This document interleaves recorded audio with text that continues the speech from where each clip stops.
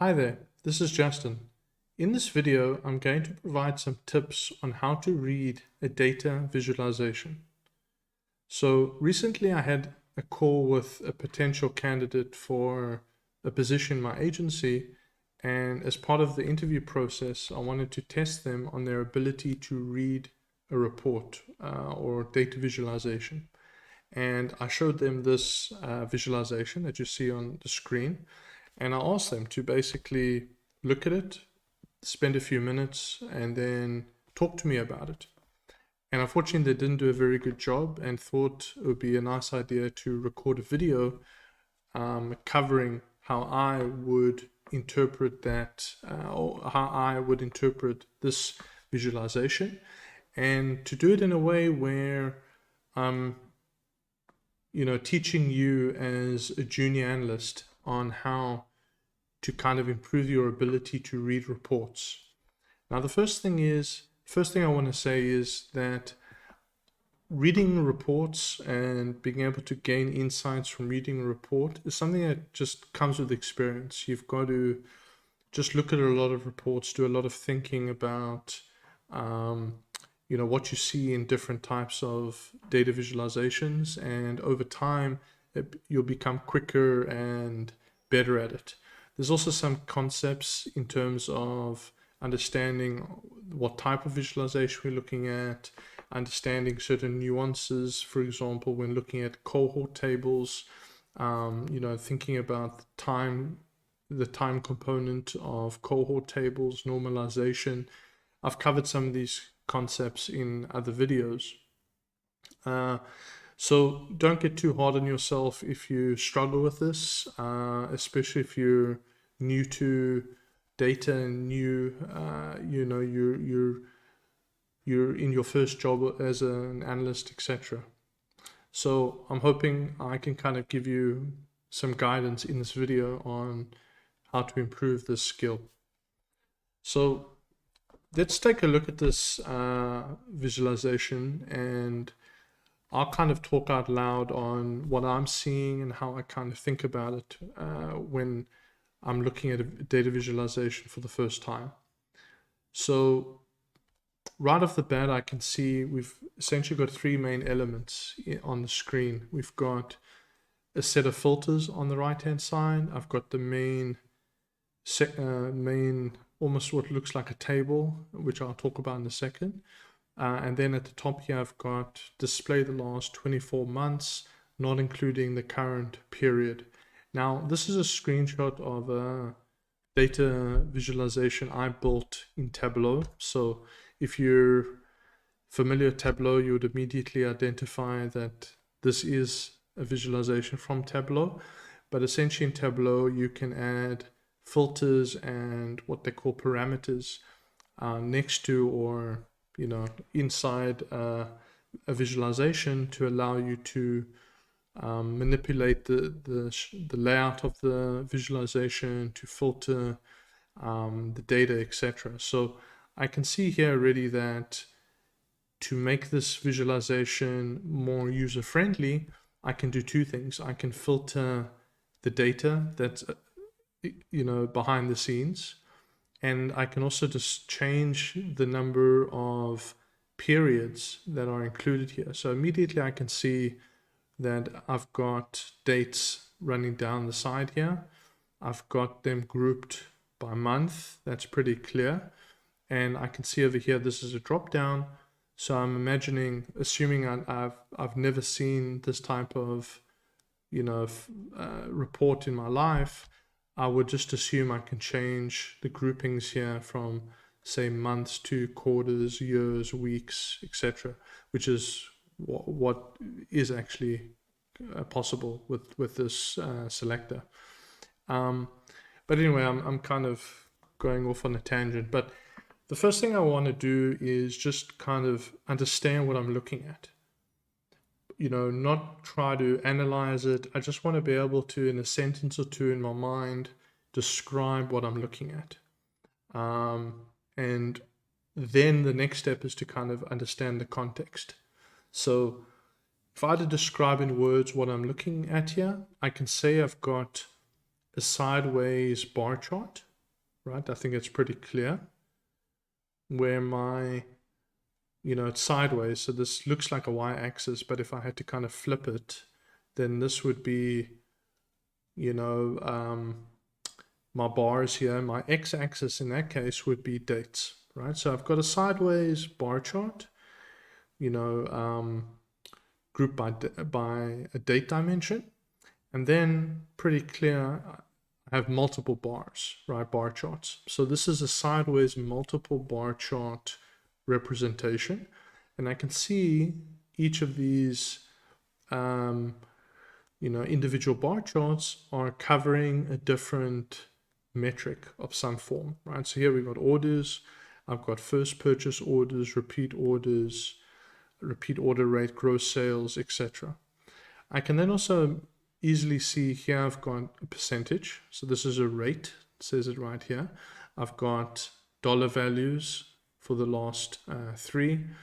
So this is kind of a single representation of many different metrics, right? That's pretty obvious. Excuse me. I can see that it's sorted from ascending order. So I'm going with my furthest back dates to my earliest dates. And I can also see it says not including the current period.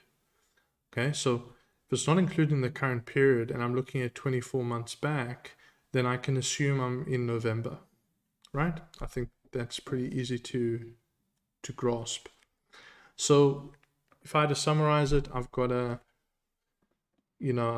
sideways bar chart covering multiple metrics, and what it looks like to me, without any additional context, we're talking about e-commerce, right? This is e-commerce data where I'm looking at orders, sales, AOV stands for average order value, talking about discounting. So I'm looking at e-commerce data. Okay, so that's the first thing. Just trying to understand what we're looking at, be able to talk out loud. At this point, I can now, thinking about the context, what is this representation? Why does this representation exist? What is this helping us to do? Maybe it doesn't have a purpose, right? Sometimes you just build things, thinking it's providing some kind of value when in actual fact it's not. So the next thing I want to do is try to understand the context. And I think it's pretty clear that what this representation is trying to do is provide us with a sideways view of multiple metrics over time and allow the user to really go deep into these metrics. Now, why do I say that? Well, first of all, I'm looking at a long period of time. This is a 2-year period. And I specifically have in this view 7 different metrics side by side, right? Now, if I'm looking, for example, at orders, I can track the trend of orders over time, the last 2 years.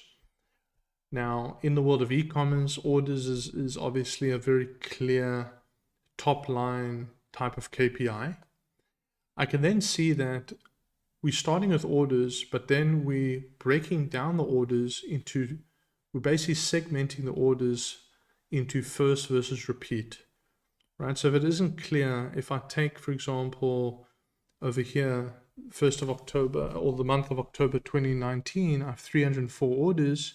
That is broken down by 223 first orders and 81 repeat orders, right? So the sum of that is 304.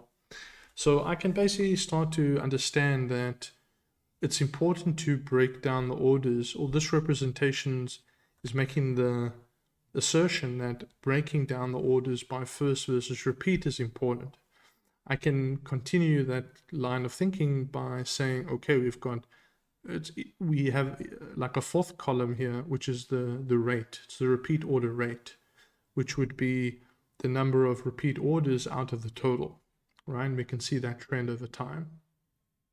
And also notice, by the way, that in every single section, we have color coding, right? Where what it seems to be is the tallest bars have the darkest greens, while the shortest bars are red. So it's going red to orange to green. Basically like the traffic light color scheme. Now, what's interesting is with discounts, we see the biggest bar is red, which is the opposite, while the smallest is green. Now, we're not sure why, we don't know at this point why that is, but it's an observation. We can also see that for most of the columns, we go from red to green. It's not always the case, right? Here we've got lighter colors and it's kind of flat in terms of the colors from like December 19, but for the most part we go from red to green. So you'll notice what I'm doing as an analyst is I'm kind of just talking out loud or talking in my head. What do I see? What are my observations? And then after I do that, I can start going a bit deeper. So what I can look at next is if I've got here sales and I've got discounting, right? This is essentially dollars that have been discounted. I can start looking at the ratio essentially of discounts to sales. And what I see here, for example, we had $20,000 in sales, only 365 discounts, which is a very small percentage. But if I continue, I see over here, I had, $28,895 in sales, but a whopping 3,600 discounted, which is like over 10%, right? 3,600 out of 20, call it 29,000 over 10%. So we went from like almost nothing in percentage terms all the way to 10%. Over here, we're 5,000 out of 40,000. It's like 12, 13%, something like that. So what we can see in this business is they did almost no discounting. And then at a certain point, they started to discount at a much higher rate in relation to their sales. If we're looking at AOV, we can see it's been pretty consistently going up all the way to the end of 2019, then dropped a bit, went back up, dropped a bit, and now it's kind of flat, even though we do have a peak around the last 3 months. So if we're in November right now, so from 3 months back it jumped to $72 and then 75. So a bit of inconsistency, but kind of in the same range of 60, 69 to like 75 for quite a while.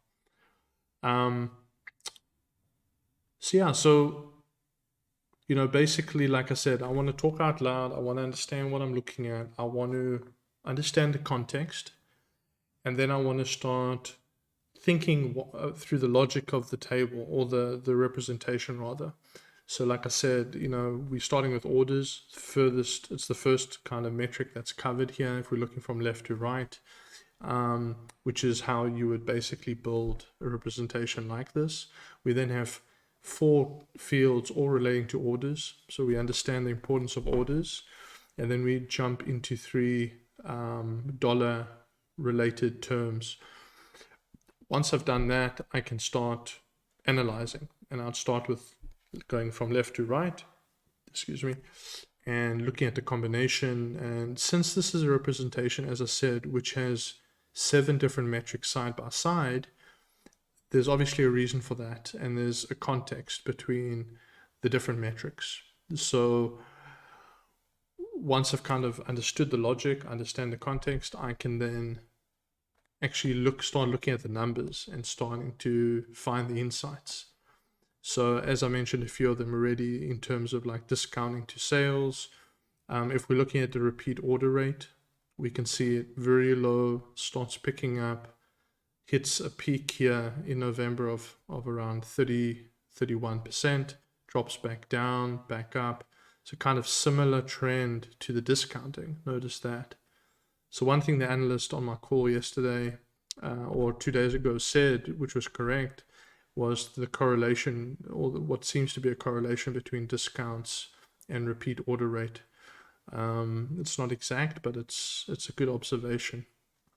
So maybe I can come up with an hypothesis at that point by seeing the correlation that when we're doing heavy discounting, existing users or existing customers rather take advantage, and they then come back, make additional purchases, and that's going to push up the repeat order rate, which would be the percentage of orders from existing customers, those that have already made a purchase. Just a few other quick things. We can see very clearly that all the filters are set to all, which basically means that nothing is filtered here. This is just showing, all the available data. This would be kind of the default state, so we're not filtering anything by, out when someone opens the visualization. We can see here also we have product, first versus repeat, shipping country, and order payment gateway. We would assume that these are important dimensions, for the user, or if they aren't, they shouldn't be here because it's just going to be, distraction and noisy. Also, what's interesting is if you count the actual months here, you'll notice it's 23, not 24.